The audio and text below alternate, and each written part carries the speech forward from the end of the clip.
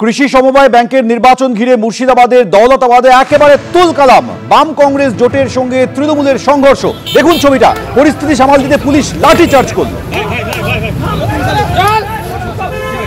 সেই মুহূর্তে ছবি দেখছেন যখন বাম কংগ্রেস জোটের কর্মী এবং তৃণমূলের কর্মীরা একে অপরের সঙ্গে সংঘর্ষে জড়িয়ে পড়ে। খবর পেয়ে পুলিশ এসে লাঠি উঁচিয়ে তাড়া করে।